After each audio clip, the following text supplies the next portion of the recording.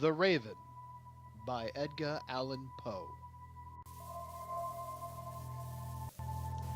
Once upon a midnight dreary, while I pondered, weak and weary, over many a quaint and curious volume of forgotten lore, while I nodded, nearly napping, suddenly there came a tapping, as of someone gently rapping at my chamber door. "'Tis some visitor," I muttered, "tapping at my chamber door. Only this, and nothing more." Ah, distinctly I remember, it was in the bleak December, and each separate dying ember wrought its ghost upon the floor. Eagerly I wished the morrow, vainly I had sought to borrow from my book's sucrease of sorrow, sorrow for the lost Lenore, for the rare and radiant maiden whom the angels name Lenore, nameless here forevermore. And the silken, sad, uncertain rustling of each purple curtain thrilled me, filled me with fantastic terrors never felt before, so that now, to the still beating of my heart, I stood repeating, "'Tis some visitor entreating entrance at my chamber door. Some late visitor entreating entrance at my chamber door. This it is, and nothing more." Presently my soul grew stronger, hesitating then no longer. "Sir," said I, "or madam, truly your forgiveness I implore. But the fact is I was napping, and so gently you came rapping, and so faintly you came tapping at my chamber door, that I scarce was sure I heard you." Here I opened wide the door. Darkness there, and nothing more.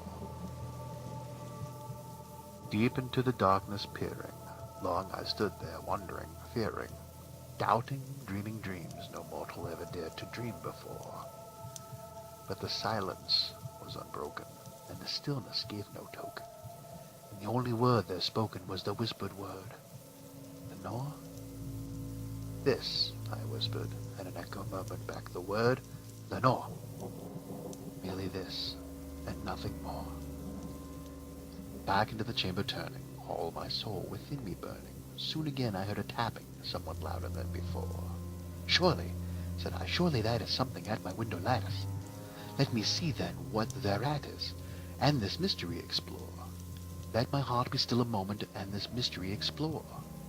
'Tis the wind, and nothing more." Open here I flung the shutter, when, with many a flirt and flutter, in there stepped the stately raven of the saintly days of yore. Not the least obeisance made he, not a minute stopped or stayed he, but with mine of lord or lady, perched above my chamber door, perched upon the bust of Pallas just above my chamber door, perched, and sat, and nothing more. Then this ebony bird beguiling my sad fancy into smiling, by the grave and stern decorum of the countenance it wore. "Though thy crest be shorn and shaven, thou," I said, "art shorn or craven, ghastly, grim, and ancient raven, wandering from the nightly shore, tell me what thy lordly name is on that night's Plutonian shore." Quoth the raven, "Nevermore." Much I marveled this ungainly fowl to hear discourse so plainly, though its answer little meaning, little relevancy bore. For we cannot help agreeing that no living human being ever yet was blessed with seeing bird above his chamber door, bird or beast upon the sculptured bust above his chamber door, with such name as Nevermore. But the raven, sitting lonely on the placid bust, spoke only that one word, as if his soul in that one word he did outpour. Nothing farther, then he uttered, not a feather, then he fluttered, till I scarcely more than muttered, "Other friends have flown before. On the morrow he will leave me, as my hopes have flown before."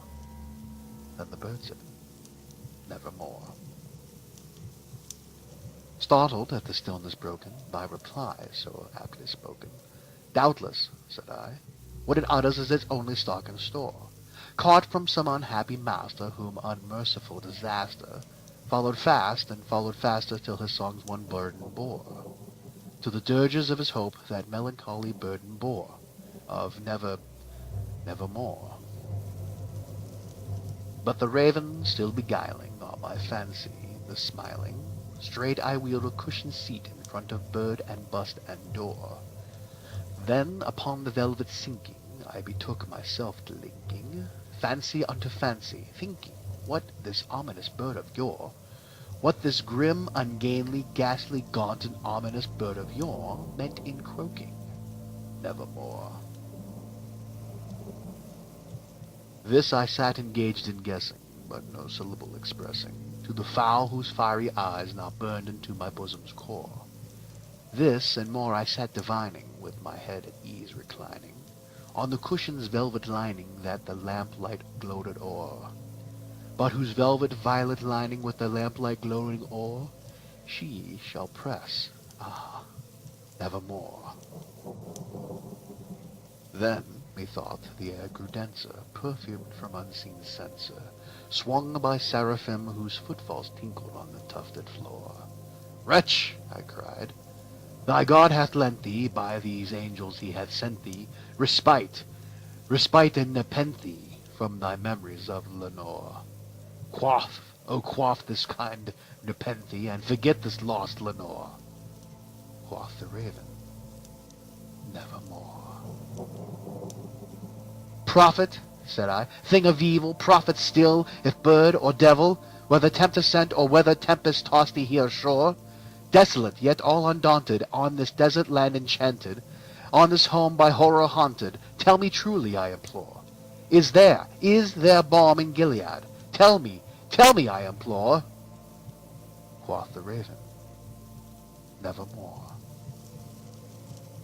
"Prophet," said I, "thing of evil, prophet still, if bird or devil, by that heaven that bends above us, by that God we both adore, tell this soul with sorrow laden, if, within the distant Aidenn, it shall clasp a sainted maiden whom the angels name Lenore, clasp a rare and radiant maiden whom the angels name Lenore." Quoth the raven, "Nevermore." "Be that word our sign of parting, bird of fiend," I shriek upstarting. "Get thee back into the tempest and the night's Plutonian shore. Leave no black plume as a token of that lie thy soul hath spoken. Leave my loneliness unbroken. Quit the bust above my door. Take thy beak from out my heart, and take thy form from off my door." Quoth the raven, "Nevermore." And the raven, never flitting, still is sitting, on the pallid bust of Pallas just above my chamber door, and his eyes have all the seeming of a demon's that is dreaming, and the lamplight o'er him streaming throws his shadows on the floor, and my soul from out that shadow that lies floating on the floor shall be lifted nevermore.